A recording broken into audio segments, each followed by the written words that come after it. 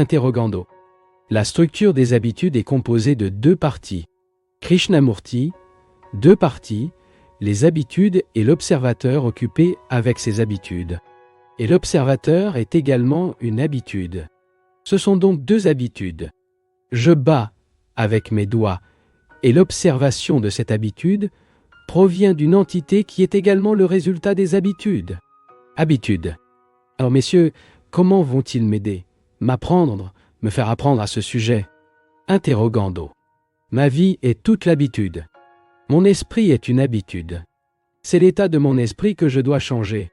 Krishnamurti, qui est le moi qui le changera? Est-ce que le soi est également une habitude? Le soi est une série de mots, de souvenirs et de connaissances provenant du passé. Aussi une habitude. Interrogando. Puisque nous sommes complètement enchevêtrés dans les habitudes, il est évident que nous ne savons pas. Krishnamurti. Alors, pourquoi ne dites-vous pas bientôt? Je ne sais pas. Au lieu de jouer avec des mots, si vous ne le savez pas, apprenons ensemble. Mais d'abord, assurez-vous de ne pas savoir. Et ne citez personne. Nous sommes préparés pour dire vraiment je ne sais pas? Interrogando. Mais pourquoi avons-nous ces habitudes? Krishnamurti. C'est assez simple. Si j'ai une douzaine d'habitudes, levez-vous tous les matins à 8 heures, allez au bureau, rentrez chez vous à 6 ans, prenez une gorgée, etc. Je n'ai pas besoin de réfléchir beaucoup pour être très éveillé. L'esprit aime travailler à l'intérieur des canaux, des habitudes, car il se sent à l'abri, en toute sécurité. Cela ne nécessite pas beaucoup d'explications. Maintenant, et comment l'esprit peut-il regarder l'ensemble du réseau d'habitudes? Interrogando. Peut-être faire attention à tout moment, comme nos énergies le permettent. Krishnamurti, tu vois, c'est une pure idée. Je n'intéresse pas les idées. Monsieur, vous avez dit une chose. Si l'esprit est capable de voir toute la structure et la nature du mécanisme d'habitude, il peut y avoir une action d'espèces différentes. C'est ce que nous enquêtons. Puis-je l'examiner? Faisons cet examen ensemble. Comment l'esprit, qui inclut le cerveau, voir quelque chose pleinement? Pas seulement l'habitude, n'importe quoi. Nous voyons les choses fragmentées, n'est-ce pas? Travail, famille, communauté, individu, mon opinion, votre opinion, mon Dieu, votre Dieu. Nous voyons tous en fragments. N'est-ce pas un fait? Êtes-vous au courant de lui? Si vous ne voyez que fragments, il n'y a aucune possibilité de tout voir. Si je vois la vie en fragments, parce que mon esprit est conditionné, bien sûr, je ne vois pas toute l'entité humaine. Si je me sépare à cause de mon ambition, de mes préjugés personnels, je ne vois pas le tout. Je suis très cohérent à regarder la vie partiellement. Moi et non moi. Nous et eux. Est-ce comment vous regardez la vie?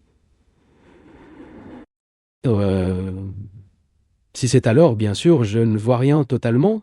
C'est la question.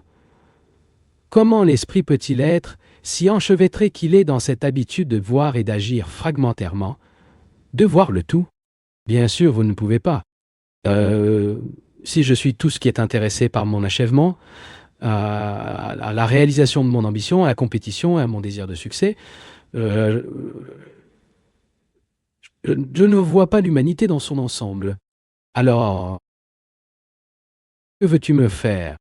Le désir de me remplir, d'être une notabilité, d'accomplir quelque chose d'important, est une habitude sociale et aussi une habitude qui me fait plaisir. Je marche dans la rue et tout le monde me regarde et pointant, et là il va. Ça me fait un grand plaisir. Tant que l'esprit continue de fonctionner dans ce domaine de la fragmentation, il est évident qu'il ne peut pas voir le tout. Maintenant, ce qui demande, c'est cela. Qu'est-ce qui peut faire en sorte que l'esprit fonctionne dans des fragments et se rend compte qu'il n'y a aucune possibilité de voir le tout? Devrez-vous analyser et comprendre chaque fragment? Cela prendra une éternité. Vous attendez-vous à une réponse de cet orateur? Interrogando. Il y a un besoin de silence total. Krishnamurti. Là, il cite à nouveau quelqu'un. Interrogé si nous pouvions voir toutes nos habitudes en ce moment, Lesquelles sont-elles vraiment et voir le processus qui nous empêche de les voir vraiment maintenant. Krishnamurti. Ce n'est pas quoi faisons-nous? Cela ne va pas de l'avant, mais se retourner à plusieurs reprises. À ce stade, je bats avec mes doigts, écoutant avec une bouche ouverte ce qui est dit, et je vois que c'est une habitude. Et ce que je demande, c'est ça. Puis-je comprendre tous les mécanismes de l'habitude en ce moment? Vous ne faites pas attention. Maintenant, Seigneur, l'esprit qui est en fragment ne peut plus voir le tout. Ainsi, je prends une certaine habitude et j'apprends cette habitude. Je me rends compte de l'ensemble du mécanisme de toutes les habitudes. Quelle habitude pouvons-nous considérer? Interrogando? Fumer? Par exemple? Krishnamurti, d'accord. Je n'analyse pas. Comprenez-vous la différence entre l'analyse et l'observation? L'analyse implique l'entité qui analyse et les choses qui seront analysées. La chose à analyser est l'habitude de fumer, et pour l'analyser, la nécessité d'un analyste. La différence entre l'analyse et l'observation est la suivante. Observer, c'est voir directement. Sans analyse, voir sans l'observateur. Voir la robe rouge, rose ou noire en l'état, sans dire le goût ou le goût. Il n'y a qu'une observation. Est-ce que tu comprends? En vue, il n'y a pas d'observateur. Voir la couleur rouge, et il n'y a pas comme vous ne l'aimez pas. L'analyse implique.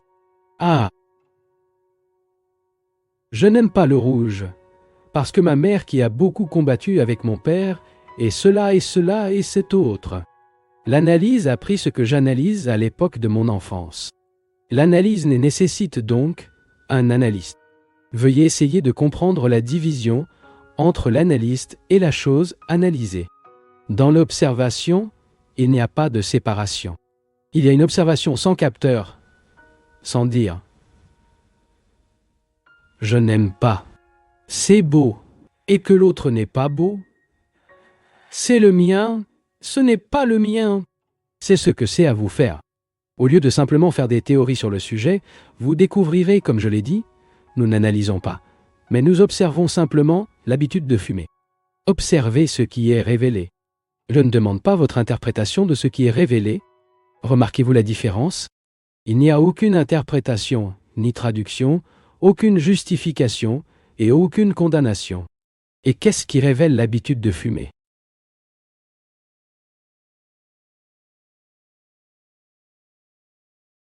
Oui, cela révèle que nous remplissons nos poumons de fumée. C'est un fait. Deuxièmement, qu'est-ce que ce fait vous dit?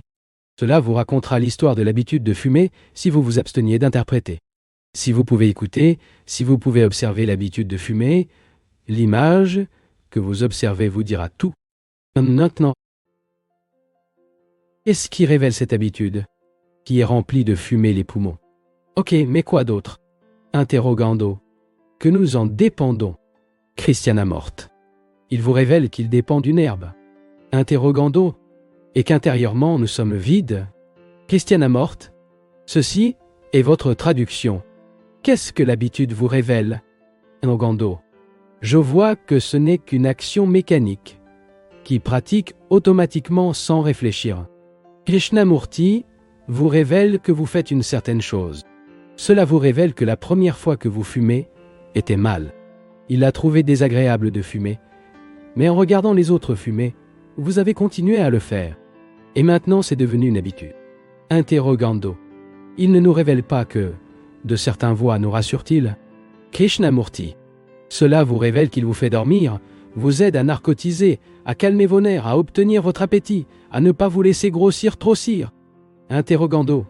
Il nous dit que nous nous ennuyons de la vie. Krishnamurti. Cela vous démontre qu'il vous met à l'aise lorsqu'il fait des connaissances avec certaines personnes. Il se sent nerveux. Il peut révéler beaucoup. Interrogando. Me montre que je suis inattentif. Krishnamurti, c'est votre traduction. Il ne vous dit pas qu'il est inattentif. Interrogando. Cela me donne une certaine satisfaction, surtout après le dîner. Krishnamurti. Oui, il vous aide. Vous dites tout cela. Et pourquoi faire cette chose? Écoutez, Seigneur, ne me réponds pas si pressé, s'il vous plaît. Pourquoi acceptez-vous tout ce qu'il vous a révélé?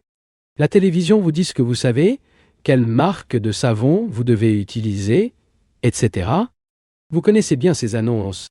En tout temps, ils vous disent quelque chose. Et pourquoi les acceptez-vous? Les livres saints vous disent quoi il doit et ce qui ne devrait pas faire. Pourquoi acceptez-vous la propagande des églises ou des politiciens? Interrogez, pourquoi est-il plus facile de suivre un système? Krishnamurti. Et pourquoi le suivez-vous? Pourquoi avez-vous besoin de sécurité? De la compagnie des autres? Pourquoi voulez-vous être égal aux autres? Cela signifie que vous avez peur de ne pas être le même que les autres. Vous voulez être le même que les autres, car ils le trouvent parfaitement, la sécurité. Si vous n'êtes pas catholique dans un pays catholique, vous trouverez de nombreuses difficultés.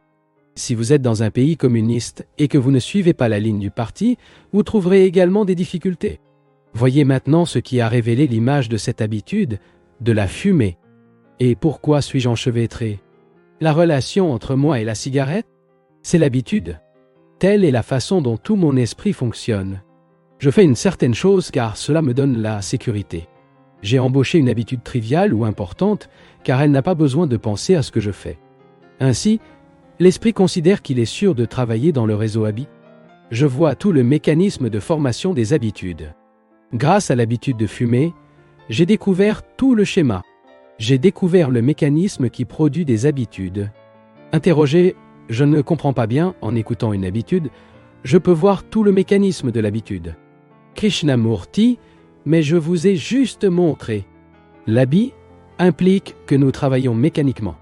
Et en observant l'habitude du tabagisme mécanique, je me rends compte de la façon dont l'esprit fonctionne dans un réseau d'habitudes. Interrogé, mais toutes les habitudes sont-elles mécaniques? Christian Moore, ça doit l'être. Si nous utilisons le mot habitude, cela indique nécessairement une chose mécanique. Interrogé, n'y a-t-il pas de forme de dépendance plus profonde que les habitudes mécaniques? Krishnamurti, si le mot habitude est utilisé, cela implique une répétition mécanique. Former une habitude signifie faire la même chose à l'époque. Ainsi, il n'y a aucune bonne habitude ou mauvaise habitude. Nous ne sommes intéressés qu'à l'habitude. Nerogando. Si, par exemple, l'habitude de pouvoir ou l'habitude de confort ou l'habitude de propriété, n'est-ce pas une chose plus profonde que l'habitude mécanique? Krishnamurti. L'habitude du pouvoir, le besoin de pouvoir, de position, de domaine, d'agression ou de violence, tout cela est impliqué dans un désir de pouvoir. Faites ce que vous voulez, comme un enfant ou un adulte. C'est devenu une habitude.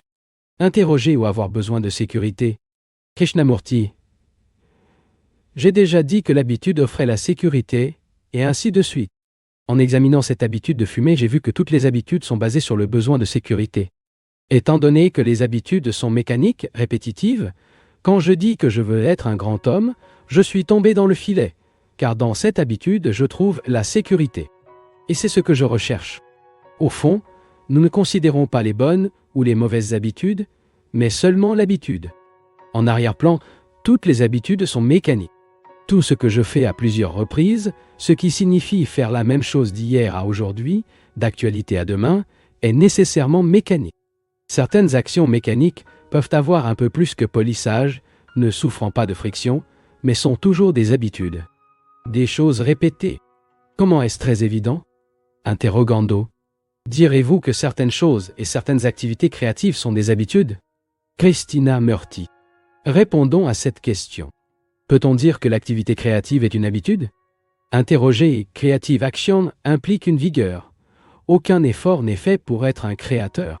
Krishnamurti, dites-vous cela parce que vous êtes un créateur ou que vous conjecturez simplement? Nous devons demander ce que vous entendez par activité créative. Cette question est très importante et vous le négligez.